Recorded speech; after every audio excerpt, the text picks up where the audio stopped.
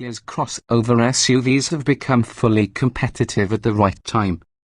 The market for high-riding, roomy, and all-weather capable machines has never been stronger, including in the heady days of subinaudible gas in the 1990s. And today's crossovers are more comfortable, more versatile, and more efficient than pretty much anything of comparable size 2 decades ago. When we first encountered this third-generation Sorento, we stated that buyers couldn't do much better in terms of value, style, quality, and capability in the 3-row SUV segment.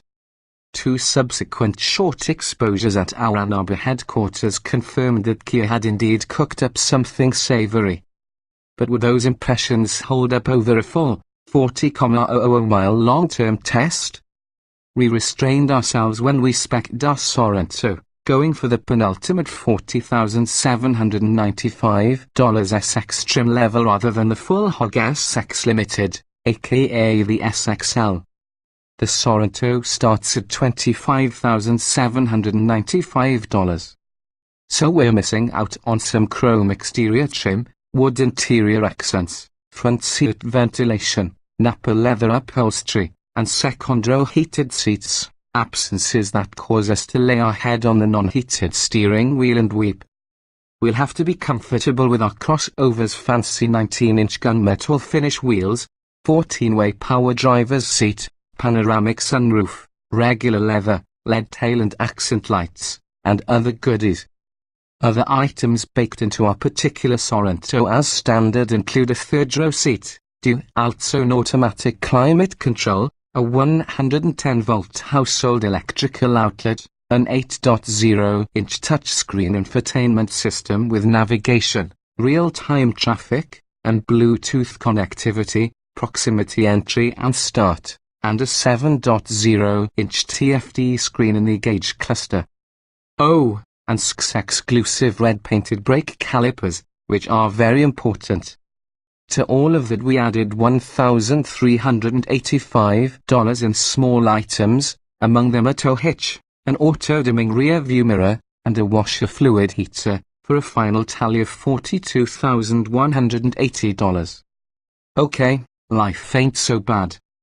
As for the engine, our choice was simple. The SX is available only with a 3.3-litre V6, although the Sorento line also offers a 2.4-litre naturally aspirated 4-cylinder L and LX and a turbocharged 2.0-litre 4-cylinder standard in the X and SXL. The V6 suits us just fine.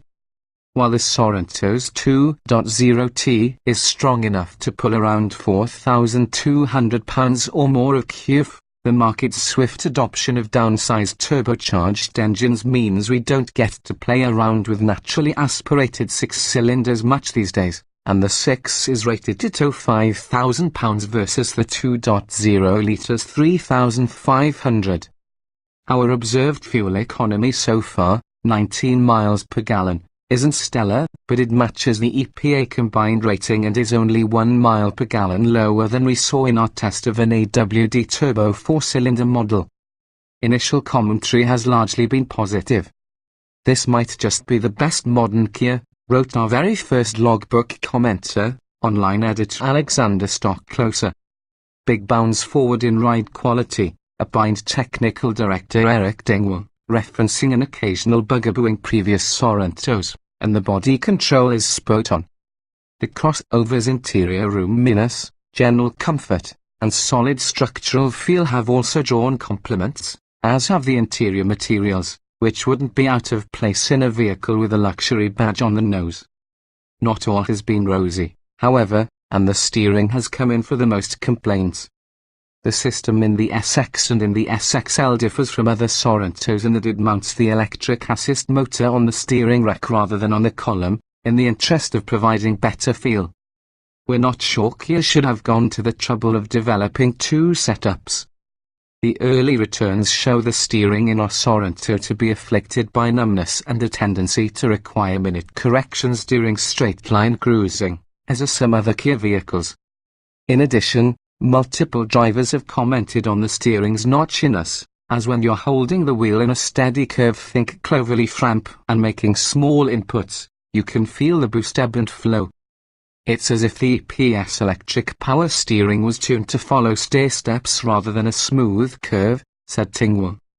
All in all, our long-term test is off to an auspicious start, and the Sorento hasn't created any outright detractors. Of course, we have 35,000 more miles to cover, and plenty of logbook pages to fill. What we like, 8 months and 17,500 miles into our long-term Kia Sorento's life with us, its logbook is overflowing with praise. Such as, the Sorento strikes me as a Korean version of a Jeep Grand Cherokee. Okay, it isn't quite yet on that mountaintop, but you have to agree it's a compliment. What you notice first about the Sorento is the cockpit's remarkable serenity, how isolated it is from road noise, and how reassuringly solid this crossover feels. As far as we could tell, most of the minor wind noise is being generated by the optional crossbars on the roof. Kia is also getting better at interior appointments, although the company remains famous for offering a few dazzling surfaces that act as distractions. That's the case here. Notice the rich, creamy headliner fabric flowing down the A-pillars. And there's a lovely slash of high-gloss black plastic across the top of the dash, around the window switches, and around the door pulls. Unfortunately, the majority of the dash surface is a pebbly vinyl that would look good only in a contractor's truck. Its principal feature is its uncanny ability to latch onto dust, dirt, and pieces of paper towel. The center stack also looks a little downscale, but the rotary temperature controls in the HVAC switchgear are large and easily learned. In fact, all control relationships are pretty much banging. What's more, the seats are surprisingly firm and so far have elicited zero complaints. There are 3 driving modes, normal, eco, and sport. The latter maps the transmission so that kickdowns manifest sooner and harder and upshifts are delayed until higher revs. It's not particularly sporty, but it offers useful engine braking on downhill grades. The split second row seats slide and recline. Slid to their rearmost stops, those seats offer legroom that will satisfy NBA stars. Really, it is remarkably comfortable back there, more than in a dozen more expensive SUVs. There's also a 110-volt AC outlet in the rear, plus 12-volt and USB ports. What you won't find, strangely, is your own fan control, because that's located to the right of the folks who might have occupied the 3rd row. Wouldn't you expect the second seat to be inhabited far more often? With rear seats flattened, the cargo area extends a full 6 feet. No problem storing a bike back there. Heck, 2 campers could sleep back there. We also love the panoramic sunroof, which is standard on the SX V6 model. That the sunshade also automatically extends and retracts makes the whole system practical and desirable. Speaking of shades, the second row side windows are fitted with U-Pelham blinds, in case you're asked to ferry the Queen to the bingo finals. What has surprised us the most about the Sorento is that roll dive squad are adequately damped, at least for this soft life crossover, and the ride is as close to perfect in this vehicular niche as you are likely to find. Looking at the 19-inch Kumho Crusions isn't a Crusion a type of pastry? We never would have dreamed the ride could be so supple. In fact, what the Sorento feels like is a very well-developed station wagon.